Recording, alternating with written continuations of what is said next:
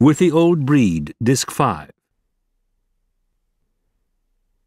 We moved on and finally halted near an abandoned Japanese machine gun bunker built of coconut logs and coral rock. This bunker served as our patrol's CP. We deployed around it and dug in. The area was just a few feet above the water level, and the coral was fairly loose. We dug the mortar gun pit within a few feet of the swamp water, about 30 feet from the bunker. Visibility through the swamp was limited to a few feet by the dense tangle of mangrove roots on 3 sides of the patrol's defense perimeter. We didn't register in the gun because we had to maintain absolute quiet at all times. If we made noise, we would lose the element of surprise should the Japanese try to come across the area. We simply aimed the mortar in the direction we would be most likely to fire. We ate our rations, checked our weapons, and prepared for a long night. We received the password as darkness settled on us and a drizzling rain began. We felt isolated, listening to moisture dripping from the trees and splashing softly into the swamp. It was the darkest night I ever saw. The overcast sky was as black as the dripping mangroves that walled us in. I had the sensation of being in a great black hole and reached out to touch the sides of the gun pit to orient myself. Slowly, the reality of it all formed in my mind. We were expendable. It was difficult to accept. We come from a nation and a culture that values life and the individual. To find oneself in a situation where your life seems of little value is the ultimate in loneliness. It is a humbling experience. Most of the combat veterans had already grappled with this realization on Guadalcanal or Gloucester, but it struck me out in that swamp. George Sarrett, a Gloucester veteran, was in the gun pit with me, and we tried to cheer each other up. In low tones, he talked of his boyhood in Texas and about Gloucester. Word came that Haney was crawling along, checking positions. "What's the password?" whispered Haney as he crawled up to us. George and I both whispered the password. "Good," said Haney. "You guys be on the alert, you hear?" "Okay, Haney," we said. He crawled over to the CP where I assumed he settled down. "I guess he'll be still for a while now," I said. "Hope the hell you're right," answered George. Well, I wasn't, because in less than an hour Haney made the rounds again. "What's the password?" he whispered as he poked his head up to the edge of our hole. We told him. "Good," he said. "You guys check your weapons. Got a round in the chamber?" he asked each of us. We answered yes. "Okay, stand by with that mortar. If the nips come through this swamp at high port with fixed bayonets, you'll need to fire HE and flares as fast as you can." He crawled off. "Wish that Asiatic old boy would settle down. He makes me nervous. He acts like we're a bunch of green boots," my companion growled. George was a cool-headed, self-possessed veteran, and he spoke my sentiments. Haney was making me jittery, too. Weary hours dragged on. We strained our eyes and ears in the dripping blackness for indications of enemy movement. We heard the usual jungle sounds caused by animals. A splash, as something fell into the water, made my heart pound and caused every muscle to tighten. Haney's inspection tours got worse. He obviously was getting more nervous with each hour. "I wish to hell Hillbilly would grab him by the stacking swivel and anchor him in the CP," George mumbled. The luminous dial of my wristwatch showed the time was after midnight. In the CP, a low voice sounded. "Oh, and trailed off, only to repeat the sound louder. "What's that?" I asked George anxiously. "Sounds like some guy having a nightmare," he replied nervously. "They sure as hell better shut him up before every nip in this damned swamp knows our position." We heard someone moving and thrashing around in the CP. "Knock it off!" several men whispered near us. "Quiet that man down," Hillbilly ordered in a stern, low voice. "Help! Help! Oh, God, help me!" shouted the wild voice. The poor Marine had cracked up completely. The stress of combat had finally shattered his mind. They were trying to calm him down, but he kept thrashing around. In a firm voice filled with compassion, Hillbilly was trying to reassure the man that he was going to be all right. The effort failed. Our comrade's tragically tortured mind had slipped over the brink. He screamed more loudly. Someone pinioned the man's arms to his sides, and he screamed to the Doberman pinscher, "Help me, dog! The Japs have got me! The Japs have got me, and they're going to throw me in the ocean!" I heard the sickening crunch of a fist against a jaw as someone tried to knock the man unconscious. It didn't faze him. He fought like a wildcat, yelling and screaming at the top of his voice. Our corpsman then gave him an injection of morphine in the hope of sedating him. It had no effect. More morphine. It had no effect either. Veterans though they were, the men were all getting jittery over the noise they believed would announce our exact location to any enemy in the vicinity. "Hit him with that flat of that entrenching shovel," a voice commanded in the CP. A horrid thud announced that the command was obeyed. The poor man finally became silent. "Christ almighty, what a pity," said a Marine in a neighboring foxhole. "You said that right, but if the goddamn nips don't know we're here after all that yelling, they'll never know," his buddy said. A tense silence settled over the patrol. The horror of the whole affair stimulated Haney to check our positions frequently. He acted like some hyperactive demon and cautioned us endlessly to be on the alert. When welcome dawn finally came after a seemingly endless blackness, we all had frayed nerves. I walked a few paces over to the CP to find out what I could. The man was dead. Covered with his poncho, his body lay next to the bunker. The agony and distress etched on the strong faces of Hillbilly, Hank, and the others in the CP revealed the personal horror of the night. Several of these men had received or would receive decorations for bravery in combat, but I never saw such agonized expressions on their faces as that morning in the swamp. They had done what any of us would have had to do under similar circumstances. Cruel chance had thrust the deed upon them. Hillbilly looked at the radio man and said, "I'm taking this patrol in. Get battalion for me." The radio man tuned his big pack-sized radio and got the battalion CP. Hillbilly told the battalion CO, Major Gustafson, that he wanted to bring in the patrol. We could hear the major tell Hillbilly he thought we should stay put for a couple of days until G2 could determine the disposition of the Japanese.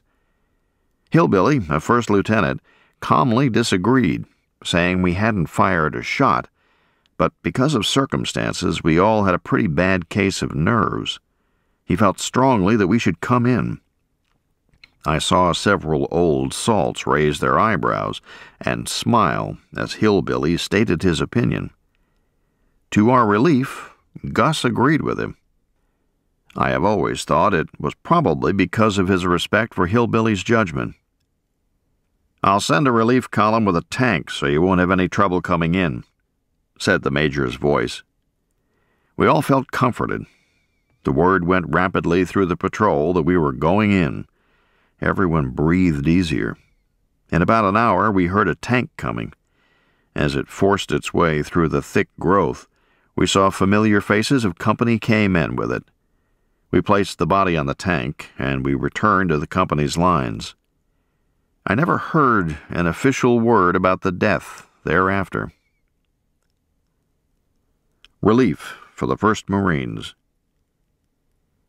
Over the next few days, the 5th Marines patrolled most of the southern claw, We had set up defensive positions to prevent any possible counterlanding by the Japanese along the exposed southern beaches. On about 25 September, D+10, the battered 1st Marine Regiment was relieved by the U.S. Army's 321st Infantry Regiment of the 81st Infantry Division. The 1st Marines moved into our area where they were to await a ship to return them to Pavuvu. We picked up our gear and moved out from the relative quiet of the beach to board trucks that would speed our regiment to a position straddling the West Road. From there, we would attack northward along the western side of the ridges. As we walked along one side of a narrow road, the 1st Marines filed along the other side to take over our area. I saw some familiar faces as the 3 decimated battalions trudged past us, but I was shocked at the absence of so many others whom I knew in that regiment. During the frequent halts typical to the movement of one unit into the position of another, we exchanged greetings with buddies and asked about the fate of mutual friends. We in the 5th Marines had many a dead or wounded friend to report about from our ranks, but the men in the 1st Marines had so many, it was appalling. "How many men left in your company?" I asked an old Camp Elliott buddy in the 1st Marines. He looked at me wearily with bloodshot eyes and choked as he said, "20 is all that's left in the whole company, Sledgehammer. They nearly wiped us out. I'm the only one left out of the old bunch in my company that was with us in mortar school at Elliott." I could only shake my head and bite my lip to keep from getting choked up. "See you on Pavuvu," I said. "Good luck," he said, in a dull, resigned tone that sounded as though he thought I might not make it. What once had been companies in the 1st Marines looked like platoons. Platoons looked like squads. I saw few officers. I couldn't help wondering if the same fate awaited the 5th Marines on those dreadful ridges. 20 bloody, grueling, terrible days and nights later, on 15 October, D+30, my regiment would be relieved. Its ranks would be just about as decimated as those we were filing past.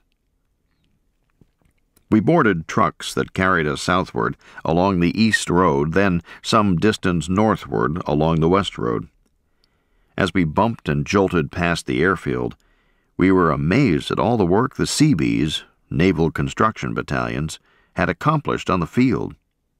Heavy construction equipment was everywhere, and we saw hundreds of service troops living in tents and going about their duties as though they were in Hawaii or Australia.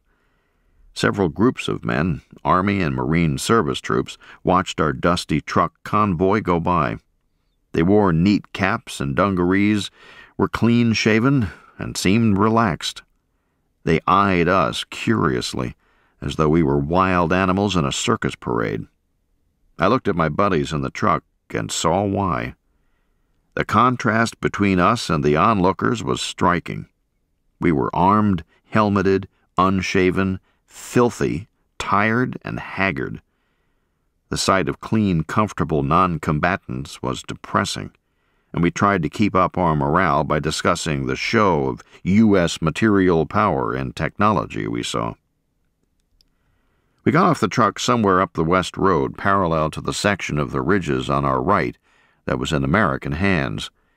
We heard firing on the closest ridge. The troops I saw along the road as we unloaded were Army infantrymen from the 321st Infantry Regiment, veterans of Angaur. As I exchanged a few remarks with some of these men, I felt a deep comradeship and respect for them. Reporters and historians like to write about inter-service rivalry among military men. It certainly exists, but I found that front-line combatants in all branches of the services showed a sincere mutual respect when they faced the same danger and misery. Combat soldiers and sailors might call us gyrenes, and we called them dog faces and swabbies, but we respected each other completely. After the relief of 1st Marines, a new phase of the fight for Peleliu began.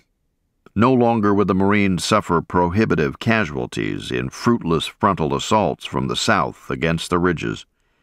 Rather, they would sweep up the western coast around the enemy's last-ditch defenses in search of a better route into the final pocket of resistance. Although the bitter battle for Peleliu would drag on for another 2 months, the 1st Marine Division seized all of the terrain of strategic value in the first week of bitter fighting.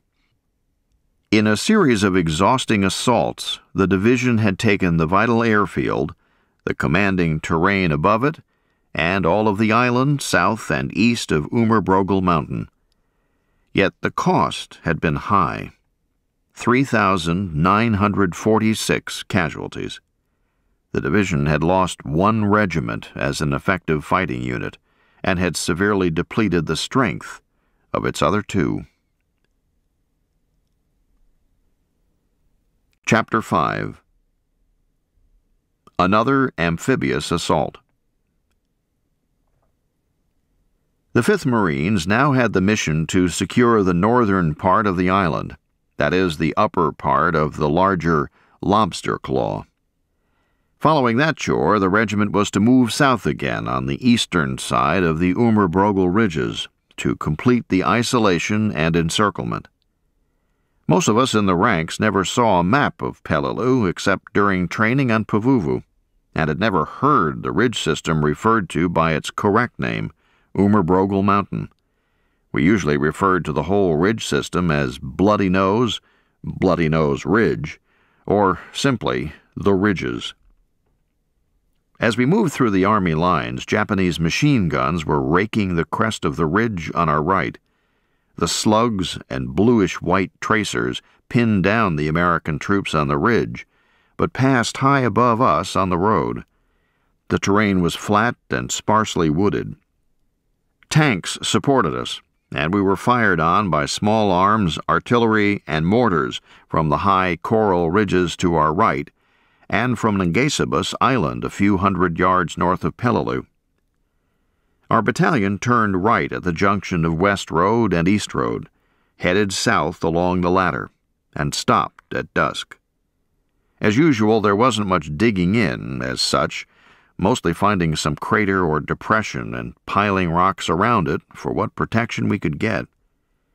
I was ordered to carry a 5-gallon can of water over to the company's CP. When I got there, Ak was studying a map by the light of a tiny flashlight that his runner shielded with another folded map. The company's radio man was sitting with him, quietly tuning his radio and calling an artillery battery of the 11th Marines. Putting the water can down, I sat on it and watched my skipper with admiration. Never before had I regretted so profoundly my lack of artistic talent and inability to draw the scene before me. The tiny flashlight faintly illuminated Captain Haldane's face as he studied the map. His big jaw, covered with a charcoal stubble of beard, jutted out, his heavy brow wrinkled with concentration just below the rim of his helmet. The radio man handed the phone to Ak. He requested a certain number of rounds of 75mm HE to be fired out to Company K's front. A Marine on the other end of the radio questioned the need for the request. Haldane answered pleasantly and firmly, "Maybe so, but I want my boys to feel secure." Shortly, the 75s came whining overhead and started bursting in the dark, thick growth across the road. Next day, I told several men what Ak had said. "That's the skipper for you, always thinking of the troops' feelings," was the way one man summed it up. Several hours passed. It was my turn to be on watch in our hole. Snafu slept fitfully and ground his teeth audibly, which he usually did during sleep in combat. The white coral road shone brightly in the pale moonlight as I strained my eyes looking across into the wall of dark growth on the other side. Suddenly 2 figures sprang up from a shallow ditch directly across the road from me. With arms waving wildly, yelling and babbling hoarsely in Japanese, they came. My heart skipped a beat, then began pounding like a drum as I flipped off the safety of my carbine. One enemy soldier angled to my right, raced down the road a short distance, crossed over, and disappeared into a foxhole in the line of the company on our right flank. I focused on the other. Swinging a bayonet over his head, he headed at me. I dared not fire at him yet, because directly between us was a foxhole with 2 Marines in it. If I fired just as the Marine on watch rose up to meet the Japanese intruder, my bullet would surely hit a comrade in the back. The thought flashed through my mind. Why doesn't Sam or Bill fire at him? With a wild yell, the Japanese jumped into the hole with the 2 Marines. A frantic, desperate, hand-to-hand struggle ensued, accompanied by the most gruesome combination of curses, wild babbling, animalistic guttural noises, and grunts. Sounds of men hitting each other and thrashing around came from the foxhole. I saw a figure pop out of the hole and run a few steps toward the CP. In the pale moonlight, I then saw a Marine nearest the running man jump up. Holding his rifle by the muzzle and swinging it like a baseball bat, he blasted the infiltrator with a smashing blow. From our right, where the Japanese had gone into the company on our flank, came hideous, agonized, and prolonged screams that defied description. Those wild, primitive, brutish yellings unnerved me more than what was happening within my own field of vision. Finally, a rifle shot rang out from the foxhole in front of me, and I heard Sam say, "I got him." The figure that had been clubbed by the rifle lay groaning on the deck about 20 feet to the left of my hole. The yelling over to our right ceased abruptly. By this time, of course, everyone was on the alert. "How many nips were there?" asked a sergeant near me. "I saw 2, I answered. "There must have been more," someone else put in. "No," I insisted. "Only 2 came across the road here. One of them ran to the right where all that yelling was, and the other jumped into the hole where Sam shot him."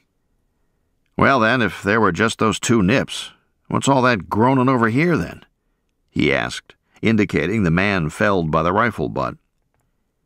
"I don't know, but I didn't see but 2 nips, and I'm sure of it," I said adamantly, with an insistence that has given me peace of mind ever since.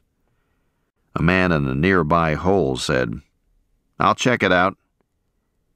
Everyone sat still as he crawled to the groaning man in the shadows. A .45 pistol shot rang out.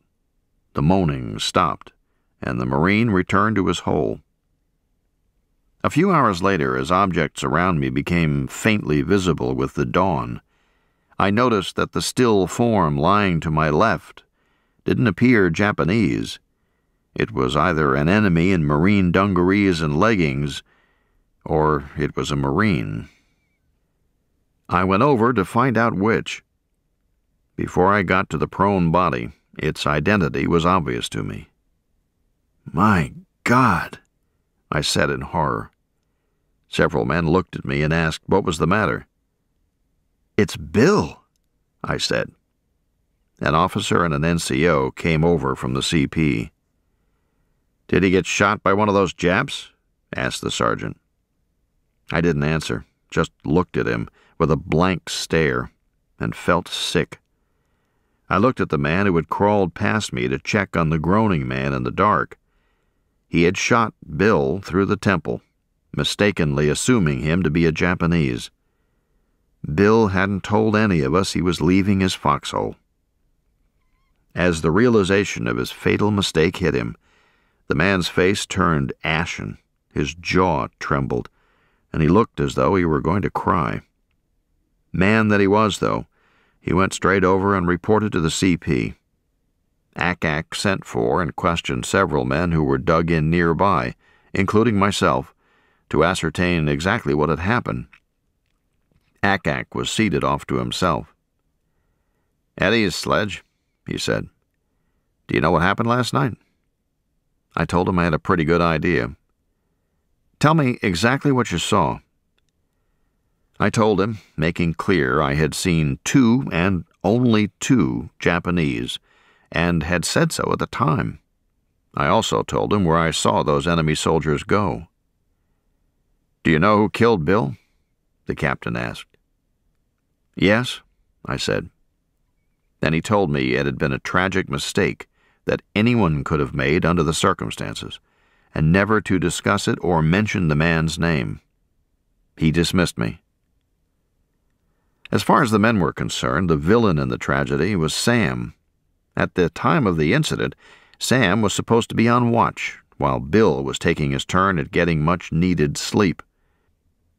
It was routine that at any pre-agreed time, the man on watch woke his buddy, and after reporting anything he had seen or heard, took his turn at sleep.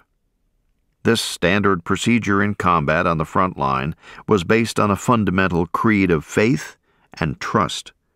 You could depend on your buddy. He could depend on you. It extended beyond your foxhole, too. We felt secure, knowing that one man in each hole was on watch through the night. Sam had betrayed that basic trust, and he had committed an unforgivable breach of faith. He went to sleep on watch while on the line. As a result, his buddy died, and another man would bear the heavy burden of knowing that, accident though it was, he had pulled the trigger. Sam admitted that he might have dozed off. The men were extremely hard on him for what had happened. He was visibly remorseful, but it made no difference to the others, who openly blamed him. He whined and said he was too tired to stay awake on watch, but he only got sworn at by men who were equally tired, yet reliable. We all liked Bill a great deal. He was a nice young guy, probably in his teens. On the neatly typewritten muster roll for the 3rd Battalion, 5th Marines on 25 September 1944, one reads these stark words: "Blank William S. killed in action against the enemy. Wound, gunshot, head. Remains interred in grave number 3, M." So simply stated. Such an economy of words. But to someone who was there, they convey a tragic story. What a waste. The Japanese who had come across the road in front of me were probably members of what the enemy called a close-quarter combat unit. The enemy soldier shot by Sam was not dressed or equipped like their typical infantryman. Rather, he wore only tropical khaki shorts, short-sleeved shirt, and tabi footwear, split-toed, rubber-soled canvas shoes. He carried only his bayonet. Why he entered our line where he did may have been pure accident, or he may have had an eye on our mortar. His comrade angled off toward the right near a machine gun on our flank. Mortars and machine guns were favorite targets for infiltrators on the front lines. To the rear, they went after heavy mortars, communications, and artillery. Before Company K moved out, I went down the road to the next company to see what had happened during the night. I learned that those blood-chilling screams had come from the Japanese I had seen run to the right. He had jumped into a foxhole where he met an alert Marine. In the ensuing struggle, each had lost his weapon. The desperate Marine had jammed his forefinger into his enemy's eye socket and killed him. Such was the physical horror and brutish reality of war for us. Ngacibus Island. Early the next morning, our battalion made a successful assault on a small hill on the narrow neck of northern Peleliu. Because of its isolated position, it lacked the mutual support from surrounding caves that made most of the ridges on the island impregnable. At this time, the rest of the regiment was getting a lot of enemy fire from Ngacibus Island. The word was that several days earlier the Japanese had slipped reinforcements by barge down to Peleliu from the larger islands to the north. Some of the barges had been shot up and sunk by the Navy, but several hundred enemy troops got ashore. It was a real blow to our morale to hear this. On the night of 22 to 23 September, about 600 Japanese of the 2nd Battalion, 15th Regiment, came down from Babeltuop and got ashore on Peleliu as reinforcements. "Sounds just like Guadalcanal," said a veteran. "About the time we think we got the bastards boxed in, the damn nips bring in reinforcements, and it'll go on and on." "Yeah," said another. "And once them slant-eyed bastards get in these caves around here, it'll be hell to pay." On 27 September, Army troops took over our positions. We moved northward.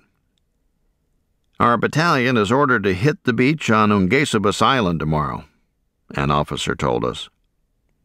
Ungesabus had to be captured to silence the enemy fire coming into the 5th Marine's flank and to prevent its use as a landing place for Japanese reinforcements from the north.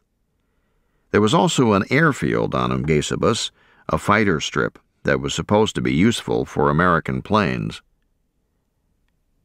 I shuddered as I recalled the beachhead we had made on 15 September. The battalion moved into an area near the northern peninsula and dug in for the night, in a quiet area. It was sandy, open, and had some shattered, drooping palms. We didn't know what to expect on Ungesabus. I prayed the landing wouldn't be a repeat of the Holocaust of D-Day. Early in the morning of 28 September, D+3, we squared away our gear and stood by to board the Amtraks that would take us across the 500 to 700 yards of shallow reef to Ungesabus.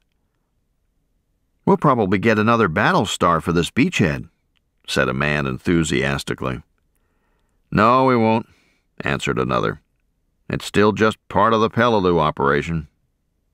"The hell you say? It's still another beachhead," the first man responded. "I don't make the regulation, old buddy, but you check with the gunny, and I'll bet you I'm right." Several mumbled comments came out about how stingy the high command was in authorizing battle stars, which were little enough compensation for combat duty. We boarded the tractors and tried to suppress our fear. Ships were firing on Ungesabus, and we saw Marine F-4U Corsair fighter planes approaching from the Peleliu airfield to the south. "We're going to have lots of support for this one," an NCO said. Our Amtraks moved to the water's edge and waited for H-hour as the thunderous pre-landing naval gunfire bombardment covered the little island in smoke, flame, and dust. The Corsairs from Marine Fighter Squadron VMF 114 peeled off and began bombing and strafing the beach. The engines of the beautiful blue gull-wing planes roared, whined, and strained as they dove and pulled out. They plastered the beach with machine guns, bombs, and rockets. The effect was awesome as dirt, sand, and debris spewed into the air. Ungesabus was one of the first American amphibious assaults where air support for the landing force came exclusively from Marine aircraft. In earlier landings, air support came from Navy and sometimes Army planes. Our Marine pilots outdid themselves, and we cheered, yelled, waved, and raised our clenched fists to indicate our approval. Never during the war did I see fighter pilots take such risks by not pulling out of their dives until the very last instant. We were certain more than once that a pilot was pulling out too late and would crash. But expert flyers that they were, they gave that beach a brutal pounding without mishap to plane or pilot. We talked about their spectacular flying even after the war ended. Out to sea on our left, with a cruiser, destroyers, and other ships firing support, was a huge battleship.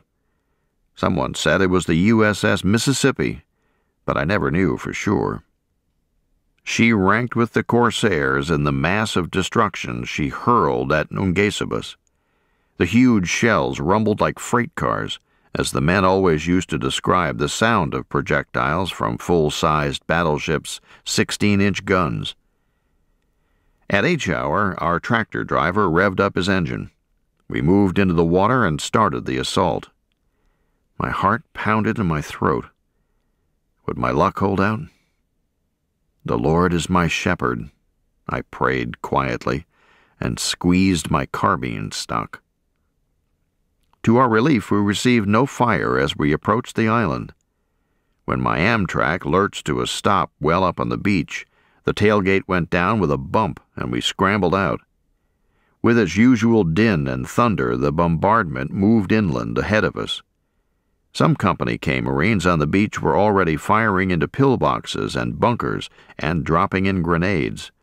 With several other men, I headed inland a short distance. But as we got to the edge of the airstrip, we had to dive for cover. A Nambu Japanese light machine gun had cut loose on us.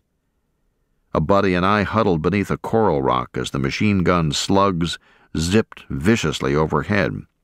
He was on my right. Because the rock was small, we pressed shoulder to shoulder, hugging it for protection. Suddenly there was a sickening crack, like someone snapping a large stick. My friend screamed, "Oh, God, I'm hit!" and lurched over onto his right side.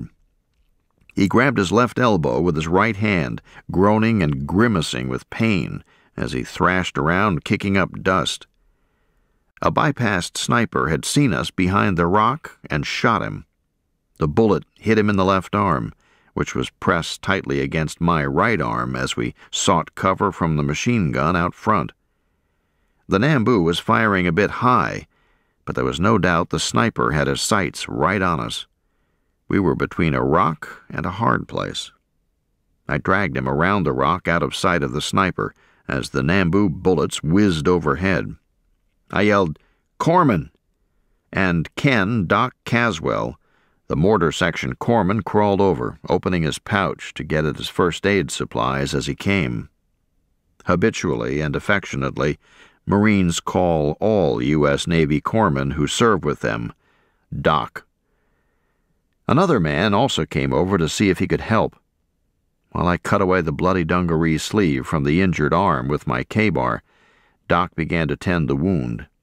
As he knelt over his patient, the other Marine placed his K-bar under the injured man's pack strap and gave a violent upward jerk to cut away the shoulder pack. The razor-sharp blade sliced through the thick web pack strap as though it were a piece of string, but before the Marine could arrest its upward motion, the knife cut Doc in the face to the bone. Doc recoiled in pain from the impact of the knife thrust. Blood flowed down his face from the nasty gash to the left of his nose. He regained his balance immediately and returned to his work on the smashed arm, as though nothing had happened. The clumsy Marine cursed himself for his blunder as I asked Doc what I could do to help him. Despite considerable pain, Doc kept at his work. In a quiet, calm voice, he told me to get a battle dressing out of his pouch and press it firmly against his face to stop the bleeding, while he finished work on the wounded arm. Such was the selfless dedication of the Navy hospital corpsmen who served in Marine infantry units. It was little wonder that we held them in such high esteem. Doc later got his face tended and was back with the mortar section in a matter of a few hours. While I did as Doc directed, I yelled at two Marines coming our way and pointed toward the sniper.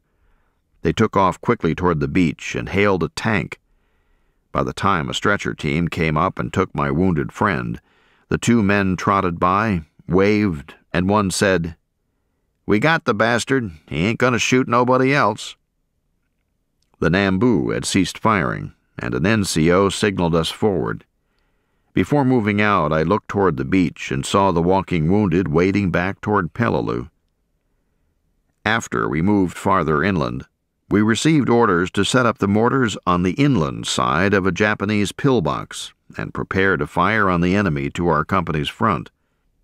We asked Company K's Gunnery Sergeant W.R. Saunders, if he knew of any enemy troops in the bunker. It appeared undamaged. He said some of the men had thrown grenades through the ventilators, and he was sure there were no live enemy inside. Snafu and I began to set up our mortar about 5 feet from the bunker. Number 1 mortar was about 5 yards to our left. Corporal R.V. Bergen was getting the sound-powered phone hooked up to receive fire orders from Sergeant Johnny Marmot, who was observing. I heard something behind me in the pillbox. Japanese were talking in low, excited voices. Metal rattled against an iron grating. I grabbed my carbine and yelled, "Bergen, there are nips in that pillbox." All the men readied their weapons as Bergen came over to have a look, kidding me with, "Shucks, Sledgehammer, you're cracking up."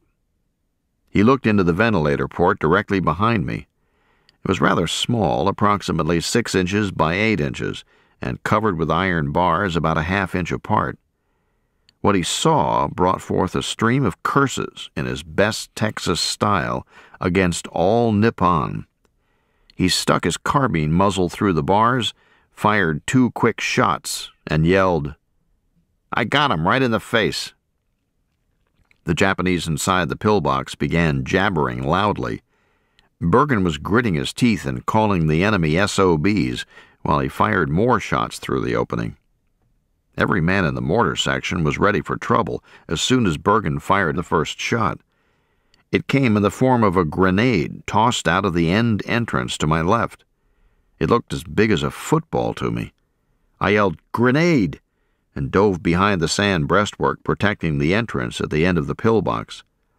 The sandbank was about 4 feet high and L-shaped to protect the entrance from fire from the front and flanks. The grenade exploded, but no one was hit. The Japanese tossed out several more grenades without causing us injury because we were hugging the deck. Most of the men crawled around to the front of the pillbox and crouched close to it between the firing ports so the enemy inside couldn't fire at them. John Redifer and Vincent Santos jumped on top. Things got quiet. I was nearest the door, and Bergen yelled to me, "Look in and see what's in there, Sledgehammer." Being trained to take orders without question, I raised my head above the sandbank and peered into the door of the bunker. It nearly cost me my life. Not more than 6 feet from me crouched a Japanese machine gunner. His eyes were black dots in a tan, impassive face, topped with the familiar mushroom helmet. The muzzle of his light machine gun stared at me like a gigantic third eye. Fortunately for me, I reacted first. Not having time to get my carbine into firing position, I jerked my head down so fast my helmet almost flew off. A split second later, he fired a burst of 6 or 8 rounds. The bullets tore a furrow through the bank just above my head and showered sand on me. My ears rang from the muzzle blast, and my heart seemed to be in my throat, choking me. I knew damn well I had to be dead. He just couldn't have missed me at that range. A million thoughts raced through my terrified mind, of how my folks had nearly lost their youngest, of what a stupid thing I had done to look directly into a pillbox full of Japanese without even having my carbine at the ready, and of just how much I hated the enemy anyway. Many a Marine veteran had already lost his life on Peleliu for making less of a mistake than I had just made. Bergen yelled and asked if I were all right. A hoarse squawk was all the answer I could muster, but his voice brought me to my senses. I crawled around to the front, then up on top of the bunker, before the enemy machine gunner could have another try at me. Redifer yelled, "They've got an automatic weapon in there." Snafu disagreed, and a spirited argument ensued. Redifer pointed out that there surely was an automatic weapon in there, and that I should know because it came close to blowing off my head. But Snafu was adamant. Like much of what I experienced in combat, this exchange was unreal.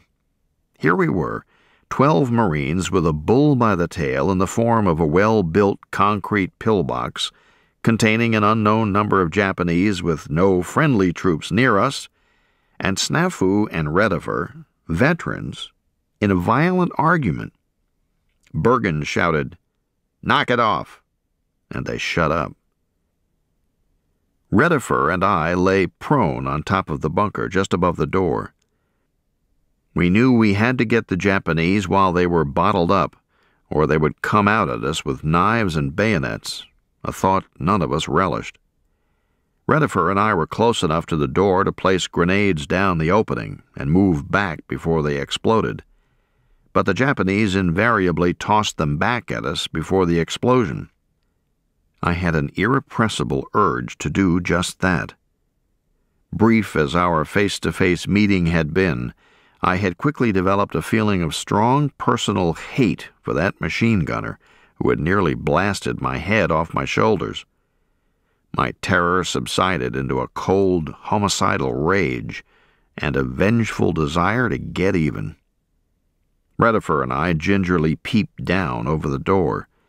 The machine gunner wasn't visible, but we looked at 3 long Arisaka rifle barrels with bayonets fixed. Those bayonets seemed 10 feet long to me. Their owners were jabbering excitedly, apparently planning to rush out. Redifer acted quickly. He held his carbine by the barrel and used the butt to knock down the rifles. The Japanese jerked their weapons back into the bunker with much chattering. Behind us, Santos yelled that he had located a ventilator pipe without a cover. He began dropping grenades into it. Each one exploded in the pillbox beneath us with a muffled bam. When he had used all of his, Redifer and I handed him our grenades while we kept watch at the door. After Santos had dropped in several, we stood up and began to discuss with Bergen and the others the possibility that anyone could still be alive inside.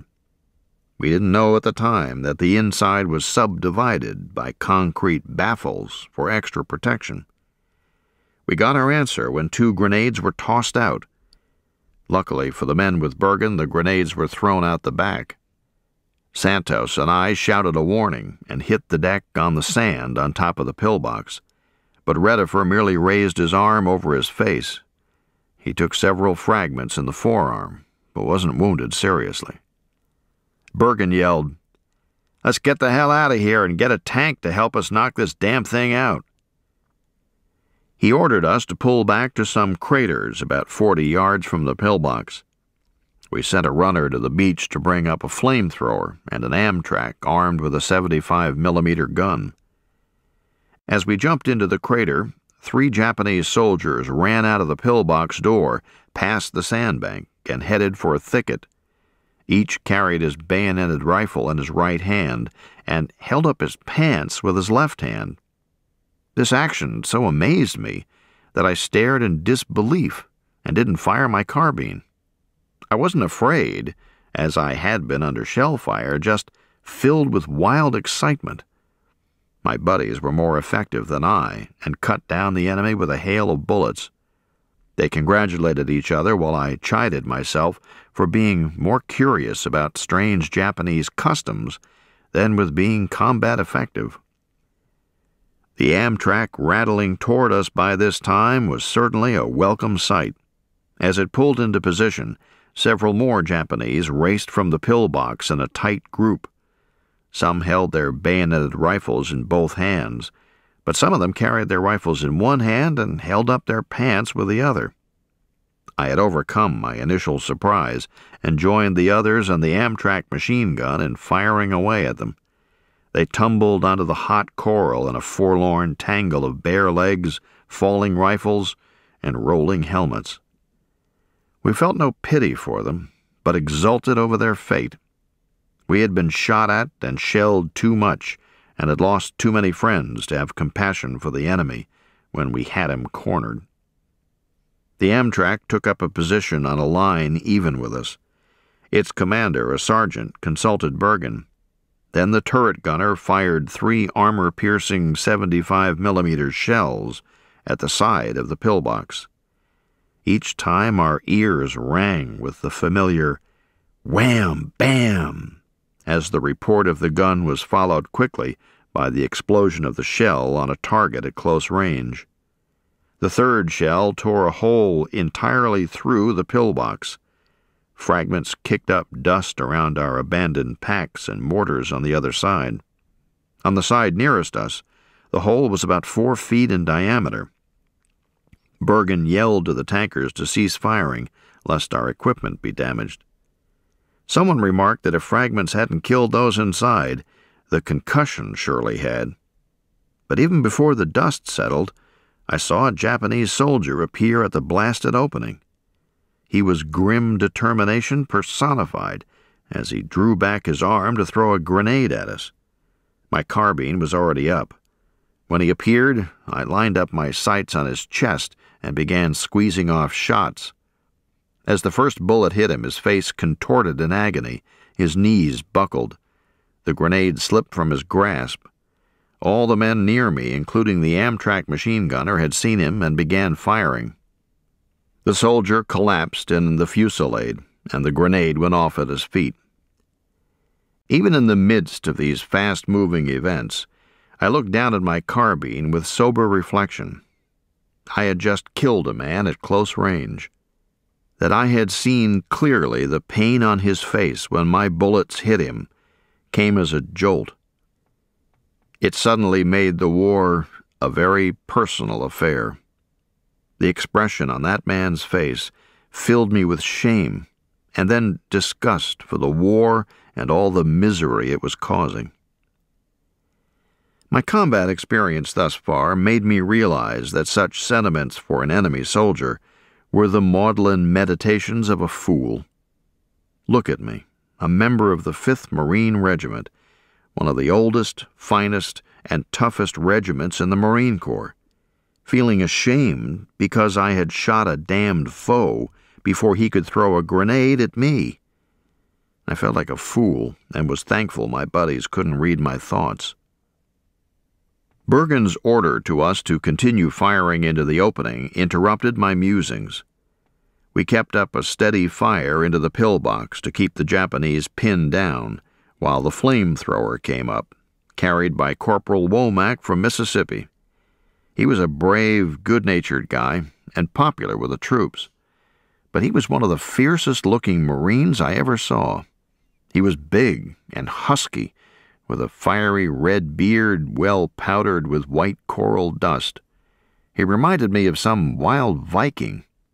I was glad we were on the same side. Stooped under the heavy tanks on his back, Womack approached the pillbox with his assistant just out of the line of our fire. When they got about 15 yards from the target, we ceased firing. The assistant reached up and turned a valve on the flamethrower. Womack then aimed the nozzle at the opening made by the 75-millimeter gun. He pressed the trigger. With a whoosh, the flame leaped at the opening. Some muffled screams, then all quiet. Even the stoic Japanese couldn't suppress the agony of death by fire and suffocation. But they were no more likely to surrender to us than we would have been to them, had we ever been confronted with the possibility of surrender. In fighting the Japanese, surrender was not one of our options. Amid our shouts of appreciation, Womack and his buddies started back to battalion headquarters to await the summons to break another deadlock somewhere on the battlefield, or lose their lives trying. The job of flamethrower gunner was probably the least desirable of any open to a Marine infantryman.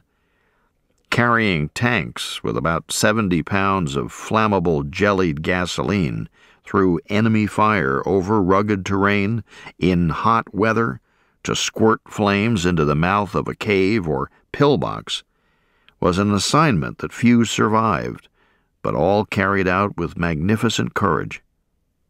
We left the craters and approached the pillbox cautiously. Bergen ordered some of the men to cover it while the rest of us looked over the fallen Japanese to be sure none was still alive. Wounded Japanese invariably exploded grenades when approached, if possible, killing their enemies along with themselves. All of them were dead. The pillbox was out of action, thanks to the flamethrower and the Amtrak. There were 7 enemy dead inside and 10 outside. Our packs and mortars were only slightly damaged by the fire from the Amtrak 75mm gun. Of the 12 Marine mortarmen, our only casualties were Redifer and Leslie Porter, who had taken some grenade fragments. They weren't hurt seriously. Our luck in the whole affair had been incredible. If the enemy had surprised us and rushed us, we might have been in a bad fix. During this lull, the men stripped the packs and pockets of the enemy dead for souvenirs. This was a gruesome business, but Marines executed it in the most methodical manner. Helmet headbands were checked for flags, packs and pockets were emptied, and gold teeth were extracted. Sabers, pistols, and harikari knives were highly prized and carefully cared for until they could be sent to the folks back home or sold to some pilot or sailor for a fat price. Rifles and other larger weapons usually were rendered useless and thrown aside. They were too heavy to carry in addition to our own equipment. They would be picked up later as fine souvenirs by the rear echelon troops. The men in the rifle companies had a lot of fun joking about the hair-raising stories these people, who had never seen a live Japanese or been shot at, would probably tell after the war. The men gloated over, compared, and often swapped their prizes. It was a brutal, ghastly ritual, the likes of which have occurred since ancient times on battlefields, where the antagonists have possessed a profound mutual hatred. It was uncivilized, as is all war, and was carried out with that particular savagery that characterized the struggle between the Marines and the Japanese. It wasn't simply souvenir hunting or looting the enemy dead. It was more like Indian warriors taking scalps. While I was removing a bayonet and scabbard from a dead Japanese, I noticed a Marine near me. He wasn't in our mortar section, but had happened by and wanted to get in on the spoils. He came up to me, dragging what I assumed to be a corpse. But the Japanese wasn't dead. He had been wounded severely in the back and couldn't move his arms. Otherwise, he would have resisted to his last breath. The Japanese's mouth glowed with huge gold-crowned teeth, and his captor wanted them. He put the point of his K-bar on the base of a tooth and hit the handle with the palm of his hand. Because the Japanese was kicking his feet and thrashing about, the knife point glanced off the tooth and sank deeply into the victim's mouth. The Marine cursed him, and with a slash, cut his cheeks open to each ear. He put his foot on the sufferer's lower jaw and tried again. Blood poured out of the soldier's mouth. He made a gurgling noise and thrashed wildly. I shouted, "Put the man out of his misery!" All I got for an answer was a cussing out. Another Marine ran up, put a bullet in the enemy soldier's brain, and ended his agony. The scavenger grumbled and continued extracting his prizes undisturbed. Such was the incredible cruelty that decent men could commit when reduced to a brutish existence in their fight for survival amid the violent death, terror, tension, fatigue, and filth that was the infantryman's war.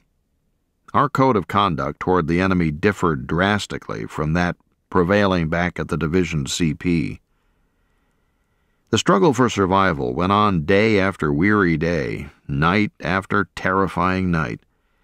One remembers vividly the landings and the beachheads, and the details of the first 2 or 3 days and nights of a campaign.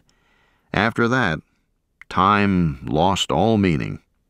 A lull of hours or days seemed but a fleeting instant of heaven-sent tranquility. Lying in a foxhole, sweating out an enemy artillery or mortar barrage, or waiting to dash across open ground under machine gun or artillery fire, defied any concept of time. To the non-combatants and those on the periphery of action, The war meant only boredom or occasional excitement. But to those who entered the meat grinder itself, the war was a netherworld of horror from which escape seemed less and less likely as casualties mounted and the fighting dragged on and on. Time had no meaning. Life had no meaning. The fierce struggle for survival in the abyss of Peleliu eroded the veneer of civilization and made savages of us all. We existed in an environment totally incomprehensible to men behind the lines, service troops and civilians. A trip inside the pillbox by Redifer and Bergen solved the mystery of how some of the occupants had survived the grenades and shell bursts.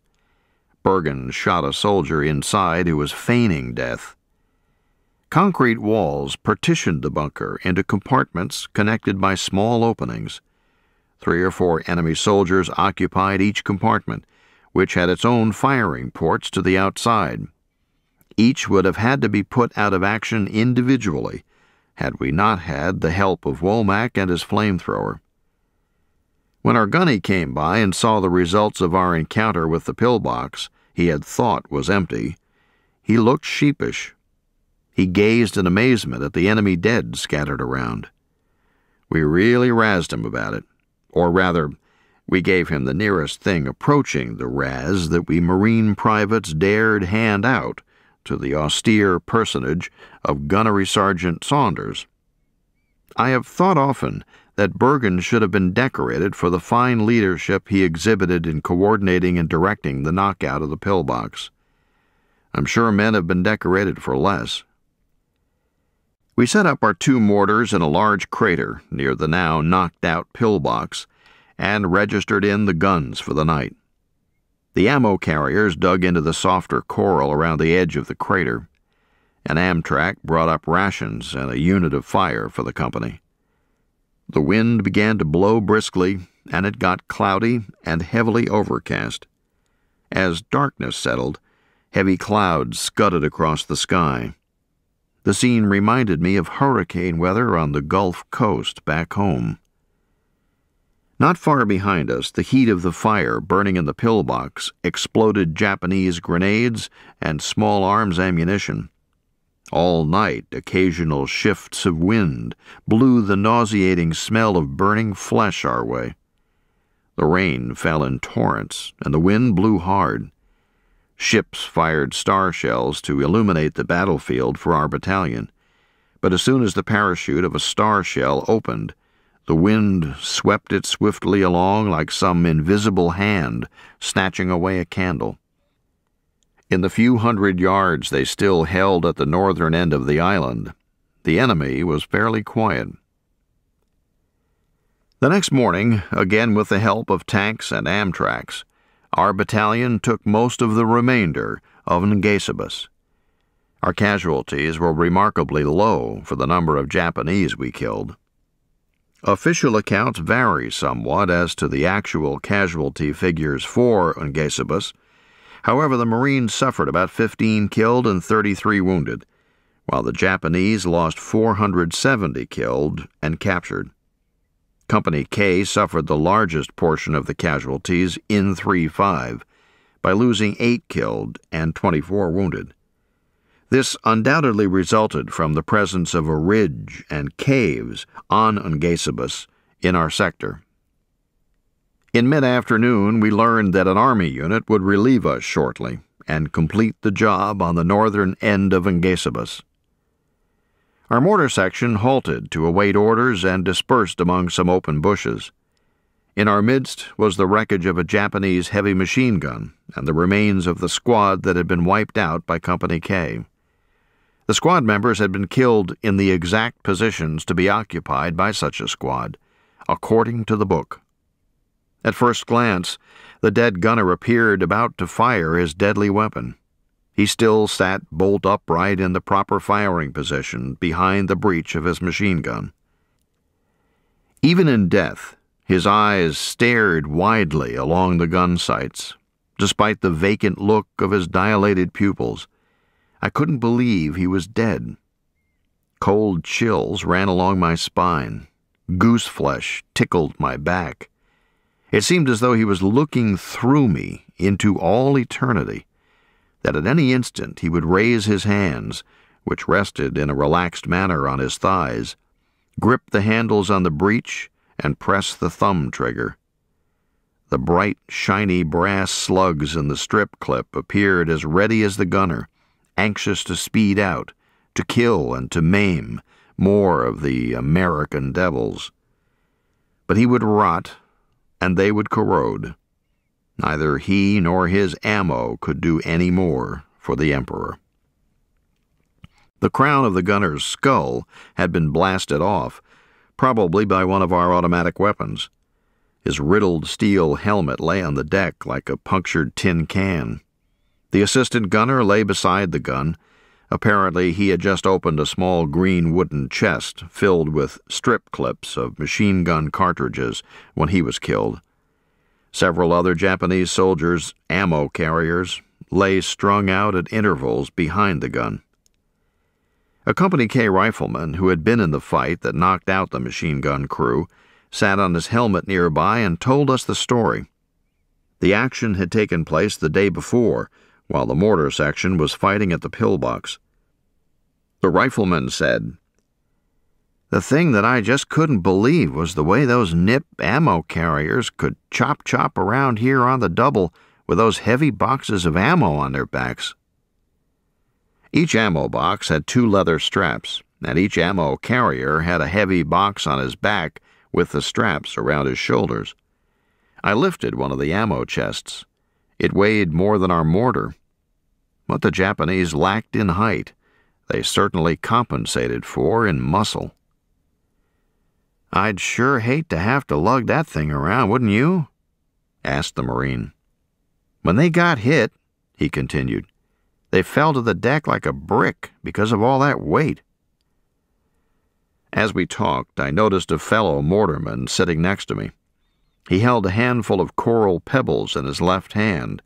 With his right hand, he idly tossed them into the open skull of the Japanese machine gunner. Each time his pitch was true, I heard a little splash of rainwater in the ghastly receptacle. My buddy tossed the coral chunks as casually as a boy casting pebbles into a puddle on some muddy road back home. There was nothing malicious in his action. The war had so brutalized us that it was beyond belief. I noticed gold teeth glistening brightly between the lips of several of the dead Japanese lying around us. Harvesting gold teeth was one facet of stripping enemy dead that I hadn't practiced so far.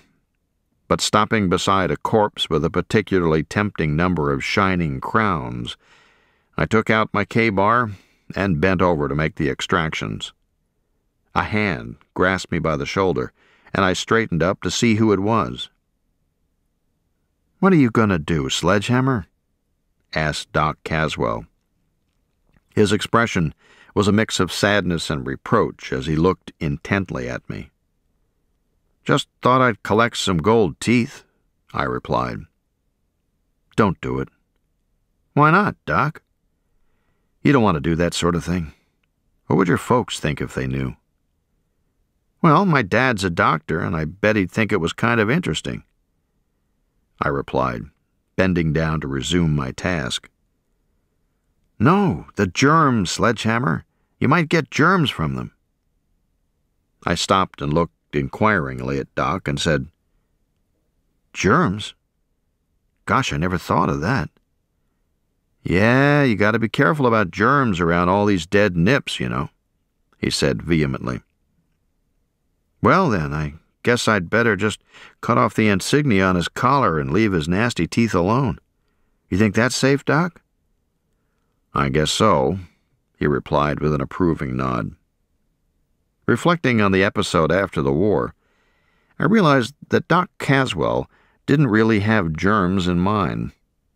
He was a good friend and a fine, genuine person whose sensitivity hadn't been crushed out by the war. He was merely trying to help me retain some of mine and not become completely callous and harsh. There was little firing going on now because 3-5 was preparing to pull back as it was relieved by an Army battalion. Our tanks, 2 of which had been parked near us, started toward the beach. As they rattled and clanked away, I hoped they weren't leaving prematurely. Suddenly, we were jolted by the terrific blast of a Japanese 75mm artillery piece slightly to our right. We flung ourselves flat on the deck. The shriek and explosion of the shell followed instantly. Fragments tore through the air. The gun fired again rapidly. "Jesus, what's that?" gasped a man near me. "It's a Nip 75, and God, is he close," another said. Each time the gun fired, I felt the shock and pressure waves from the muzzle blast. I was terror-stricken. We began to hear shouts of "Corpsmen" on our right. "For Christ's sake, get them tanks back up here," someone yelled. I looked toward the tanks just in time to see several wheel around and come speeding back to help the pinned-down infantrymen. "Mortar section, stand by," someone yelled. We might be called to fire on the enemy gun, but as yet we didn't know its location. The tanks went into action and almost immediately knocked out the weapon. Calls came from our right for corpsmen and stretcher bearers. Several of our ammo carriers went with the corpsmen to act as stretcher bearers. Word filtered along to us that quite a number of casualties had been caused by the terrible point-blank fire of the enemy cannon. Most of those hit were members of the company that was tied in with us on our right. Our ammo carriers and corpsmen returned shortly with a distressing account of the men next to us caught directly in front of the Japanese gun when it opened fire from a camouflaged position. When I saw one of our men's face, I knew how bad it had been. He appeared absolutely stricken with horror. I often had seen him laugh and curse the Japanese when we were under heavy shelling or scrambling out of the way of machine gun or sniper fire.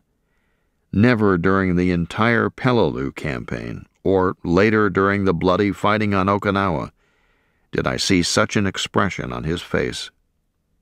He grimaced as he described how he and the man with him had put one of the casualties, someone we all knew, on a stretcher. "We knew he was hit bad, and he had passed out. I tried to lift the poor guy under his shoulders, and he," pointing to the other mortarman, "lifted his knees. And just as we almost got him on the stretcher, the poor guy's body came apart. God, it was awful." He and the man with him looked away as everyone groaned and slowly shook their heads. We had been terrified by the enemy gun firing point blank like that. It was an awful experience.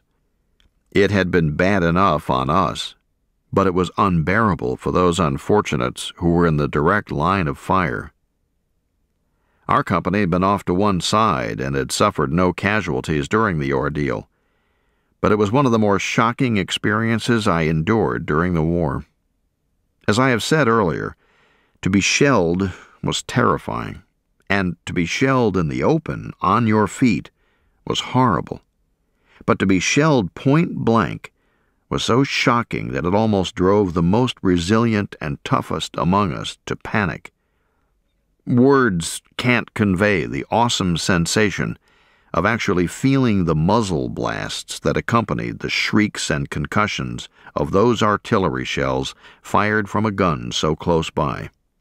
We felt profound pity for our fellow Marines who had caught its full destructive force.